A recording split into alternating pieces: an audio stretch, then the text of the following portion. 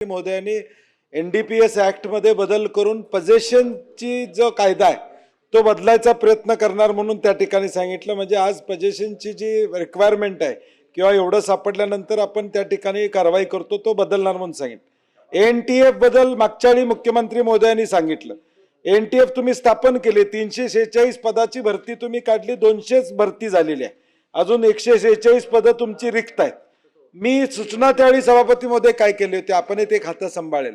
गडचिरोलीला जो नियम आहे ह्या ड्रग्ज बद्दल जर हे शासन खऱ्या अर्थानं सिरियस असेल, ह्याची व्याप्ती एवढी आहे, एका वर्षात 14 कारखाने आपल्या महाराष्ट्रामध्ये कारवाई झाले। किती? 14 कारखाने एमडी तयार करणारे 14 कारखाने। ह्याला राजाश्रय असल्याशिवाय हे होते का या राज्यामध्ये?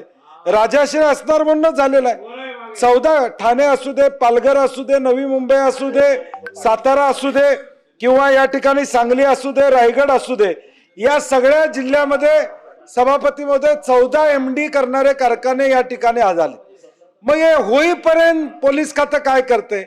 DRI ने रेड केल्यावर साताऱ्याचे पोलीस जागे झाले माझ्या माहितीप्रमाणे, बरोबर ना? तोपर्यंत खातं जागा झालं नव्हतं।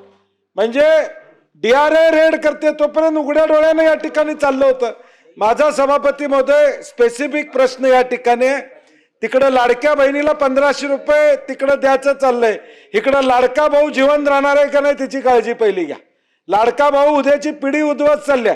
आमच्या कोल्हापूरमध्ये परवा आंबेवाडीमध्ये एका सरपंचाचं तलवार घेऊन तक्रार केली, ड्रग्ज पितात म्हणून तक्रार केली, म्हणून त्या ठिकाणी तलवार घेऊन लोक मारायला गेले ड्रगिस्ट।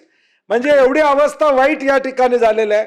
आणि म्हणून शासनानं फक्त ANTF करून उपयोग नाही, त्याला मी म्हटलं तसं गडचिरोलीला नियम आहे सभापती महोदय, जिल्हा पोलीस प्रमुख तिथले जबाबदारी घेतल्यानंतर त्याला 40 पोस्टिंगचा अधिकार आहे, त्याला 40 पोस्टिंग ते करा, मग कारवाई या ठिकाणी होतील, अधिकारी देखील स्वतःहून जातील।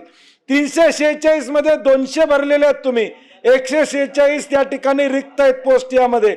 ह्याला खरं बळ द्यायचं असेल, मी कौतुक आहे या ANTFचं, कारण की ते झाल्यावर जवळजवळ माझ्या माहितीप्रमाणे 800-900 कोटी रुपयाचे ड्रग्ज जप्त केलेत, माझी आकडेवारी बरोबर असेल तर।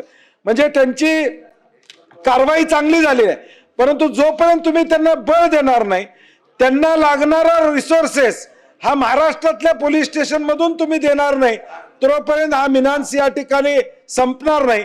आणि ज्या पद्धतीनं आता शशीभाऊ म्हणले की मोकोका, माझं म्हणणं आहे सभापती महोदय की या 14 कारखान्यामध्ये MD तयार कसं होतं, केमिकल्स या ठिकाणी वापरले जातात, सॉल्व्हंट वापरले जातात, कुठून येतात?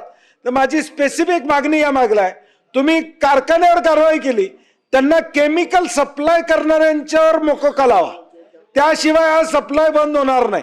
जोपर्यंत तुम्ही सप्लाय तोडत नाही तोपर्यंत ही कारवाई या ठिकाणी थांबणार नाही। मंत्री महोदय तिकडे न बघता तुम्ही ती जाहीर करा कारवाई। इथे सप्लाय करणारही पार्ट ऑफ द ऑर्गनायझेशन आहे।